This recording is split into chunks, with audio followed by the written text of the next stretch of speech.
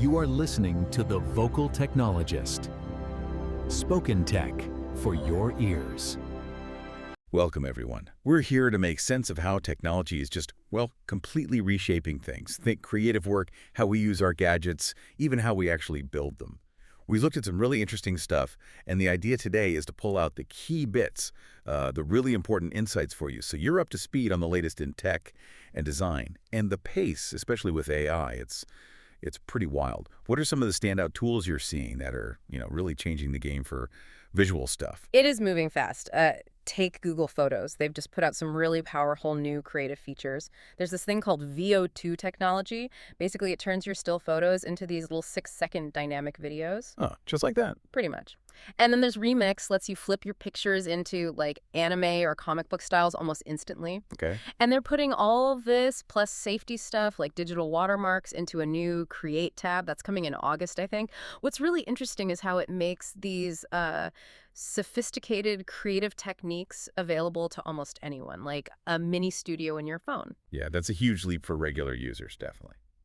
But okay, if it's getting easier for everyone, what about the big players? Are like major studios using this generative AI stuff too for the big productions? Oh, absolutely. It seems Disney and Netflix are already, sort of quietly, using tools from a startup, Runway AI, Netflix, for instance. They used it for visual effects in their upcoming show, The Eat or Not, so it's not just fun filters. Right, it's serious production work. Exactly, streamlining complex stuff. But, it's funny, there's a contrast. Adobe just put out a logo generator for Fantasy Premier League, and honestly, the results were, well, pretty bland, generic. Oh, really? Yeah.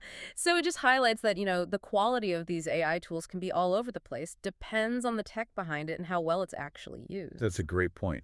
Powerful tools versus, well, sometimes just automation churning out average stuff. Okay, let's switch gears completely. What if interacting with tech didn't even need a screen or touch? Right. That's where Meta's neural interface Wristband project is heading. It's fascinating, actually. It uses something called surface electromyography. Basically, it picks up super subtle electrical signals from your muscle movements, tiny ones. So you don't even have to physically do anything. Exactly. You can control computers, other devices with no physical contact. Think about what that means. It kind of shakes up traditional wearable design, right? Makes tech way more accessible, potentially. And it just opens up whole new ways to interact. For AR, computing, maybe even health tech, it's blurring that line between like thinking and doing. Feels very sci-fi. Yeah, it really does blur the lines. And thinking about these new ways to interact, it makes you wonder, how does this speed affect not just what we make, but how we make it together, our whole relationship with tech? That's a crucial connection. Our sources pointed to Webflow's real-time collaboration feature. It's in private beta now. But imagine the whole team, designers, developers, marketers, working on the same webpage at the same time.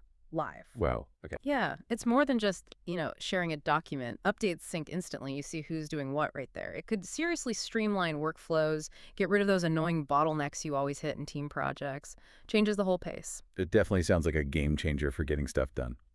Which leads to another thought. If we're getting smarter about how we build things together, shouldn't we also think more about the things themselves, the actual products, their lifespan, sustainability? Absolutely. And that's a direct challenge to this, disposable tech culture we're kind of stuck in. The Fairphone 6 is a great example of pushing back. It's designed to last. It's modular, repairable. You can actually fix it yourself. Yeah, swap out parts yourself, upgrade components later, and they promise software support for at least 5 years. It shows it is possible to have durable tech, but it also really highlights the pressure both on us and manufacturers towards just throwing things away. Fairphone really tackles that head on. It proves sustainability and, actually using your phone for a long time can work together. Empowers the user, really. So we've gone from AI boosting creativity to mind-bending neural interfaces to smarter teamwork and finally tech that's built to last. Quite a journey today. Yeah, and keeping up with these shifts, it isn't just like interesting trivia. It's pretty essential, actually. It helps us all think critically about the tools shaping our world and maybe have a say in what that future looks like. That's perfectly put. So here's something to leave you with. As technology weaves itself deeper into our lives, how do we strike that balance, between the sheer speed of innovation and, well, more thoughtful, sustainable design? What's the next area you think really needs that kind of thoughtful tech approach? Spoken Tech for your ears.